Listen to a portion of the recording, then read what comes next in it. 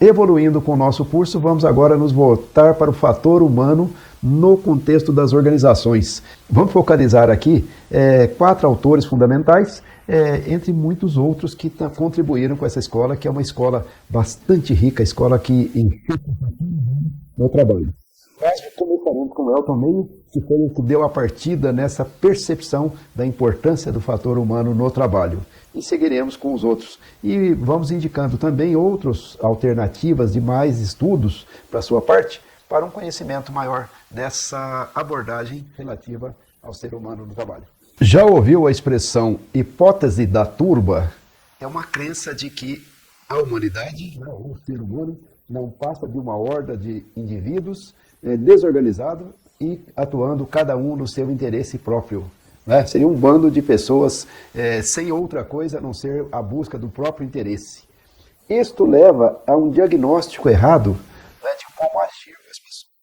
E esse diagnóstico errado às vezes vem do técnico, às vezes vem de uma gerência. E esse diagnóstico errado leva a ações erradas. Quem falou isso foi o Elton Meio, chamado o pai das relações humanas no trabalho. Elton Meio, nós já falamos do Taylor, que teve um enfoque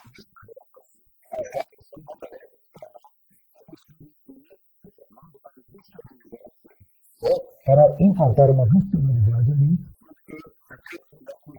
Falamos também do Fayol, que falou do processo gerencial no âmbito da gerência e da organização, e que tocou no ser humano, falou da importância do fator humano, mas não foi muito a fundo especificamente nisto. E falamos do Max Weber, que teve uma análise mais global, focalizando a sociedade burocrática e as organizações burocráticas. Agora, este enfoque no ser humano é o enfoque iniciado pelo Elton Meio, embora, naturalmente, lá no passado, outros já tenham falado sobre esse assunto, como o Robert Owen, que disse, os seres humanos são as máquinas vivas, cuidem bem das máquinas vivas, que aí a produtividade vai ser maior, etc, etc. Mas, então, o Elton Meio iniciou a chamada Escola das Relações Humanas, e também a Escola Comportamental. A partir dele é que se deslancharam essas escolas aí.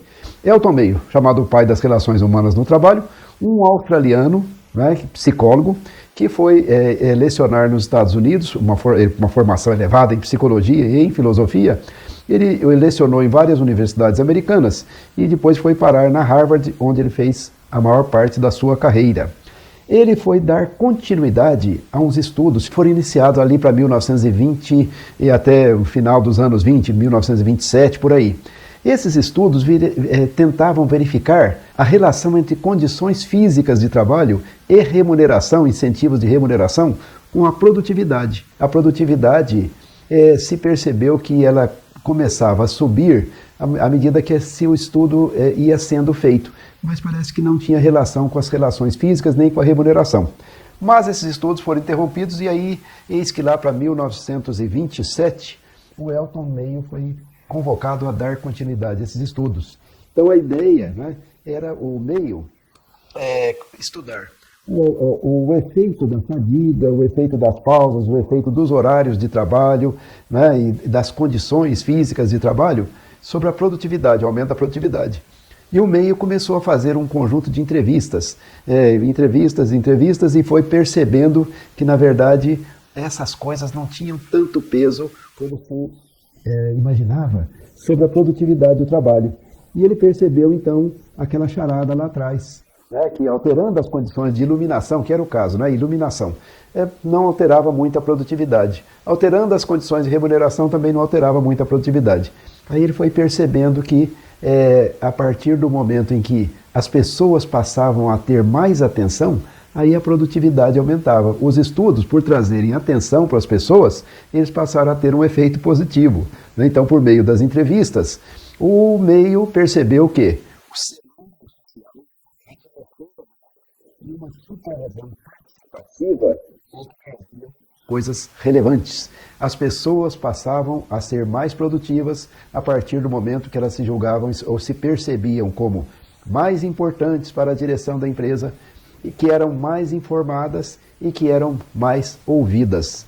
Então, do foco na tarefa do Taylor, no modelo taylorista de administração científica do trabalho, e do foco na gestão, na parte de estruturação da gestão, ele percebeu que deveria ser acrescentado o fator humano, que o fator humano era uma chave de produtividade decisiva dentro desses modelos, né, porque eles eram carentes de uma maior atenção ao fator humano. Certo? Então criou-se aí a chamada, aquilo que veio a ser denominada depois, a Escola das Relações Humanas no Trabalho.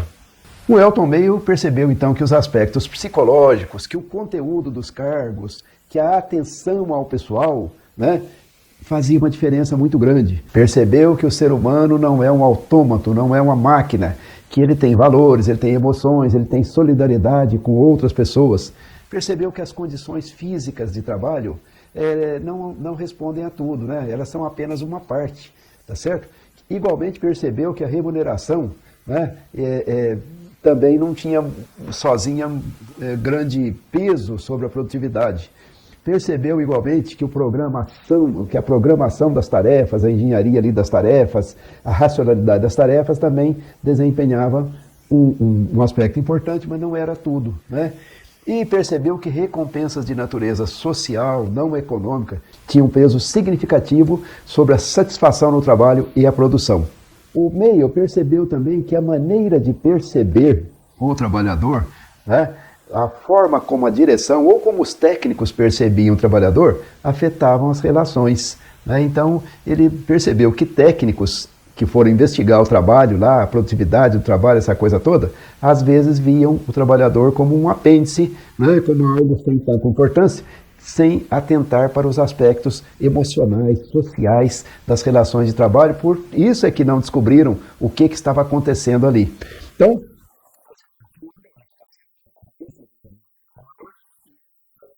percebeu que existe a organização informal, que coexiste com a organização formal e que elas se afetam mutuamente, né? E que se a gerência não estiver consciente da organização informal e suas regras, não há boa gerência, não poderá fazer boa gerência.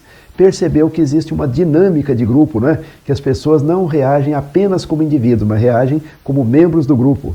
Percebeu que existe liderança informal e que se os líderes formais não estiverem conscientes disso e não forem capazes de captar para o seu lado as lideranças informais, a coisa não vai resultar em melhora de produtividade. As lideranças informais existem. Percebeu a importância da comunicação de mão dupla no trabalho. A partir do momento que as pessoas se sentem mais informadas, mais ouvidas, isto traz mais satisfação. Inclusive percebeu que a conversa em si já tem um valor imenso, porque ajuda as pessoas a obterem mais gratificação de natureza psicológica. As pessoas, elas existem, não é, como seres que têm problemas, que têm angústias, que têm estresse. Então, a partir do momento em que no ambiente de trabalho elas encontram até mesmo um ouvido, né, uma boa conversa, isto tende a trazer melhoras significativas. Percebeu também que o grau de conflito entre objetivos formais da organização e os objetivos informais existem e que precisam ser equacionados, né? A gerência precisa estar atenta quanto a isso para equacionar adequadamente estes conflitos. Então, a partir dessas percepções e de outras, muitas outras significativas do Elton Mayo e daqueles estudos lá da fábrica da Western Electric, muita coisa mudou, ou tudo mudou, né, na gestão. E uma avalanche de estudos aí quanto à natureza das relações humanas dentro do trabalho, quanto aos comportamentos no trabalho, quanto à psicologia industrial, à sociologia, eles surgiram e se desenvolveram, né? Então, essa tônica passou a ser uma das grandes tônicas da gestão a partir dos estudos do Elton Mayo. Há algumas poucas críticas ao trabalho do Elton Mayo, né? De que as conclusões não são muito validadas do ponto de vista científico, de que houve uma ênfase exagerada no fator humano, né, e nos grupos como elementos de tomada de decisão, que houve uma super ampliação do papel das relações humanas, que todos os problemas das organizações já passaram a ser vistos como problemas de relações humanas, que é um foco limitado no trabalho e na tarefa, porque houve uma visão de que o conflito entre o pessoal e a organização é sempre negativo e pode não ser necessariamente isso. Em síntese, algumas críticas foram feitas, mas lógico, essas críticas estão situadas em tempos diferentes, né? e elas próprias são pouco sustentáveis em relação àquilo que o meio fez. Nós devemos entender que ele estava no início do século e que a contribuição dele naquele contexto foi muito relevante para destacar a importância do fator humano no trabalho e destacar a importância do mundo industrial buscar soluções para os problemas das pessoas que estavam lá dentro, fazendo as indústrias acontecerem, enfim. Então isso abriu uma janela imensa de oportunidades de entendimento de novos estudos, uma avalanche de estudos, e o Mayo se consagrou como o pai das relações humanas no trabalho. Então este foi o Elton Mayo e esta escola de relações humanas que abriu a porta para as escolas chamadas comportamentais, que nós veremos também. Então é isso, vamos ao nosso próximo assunto.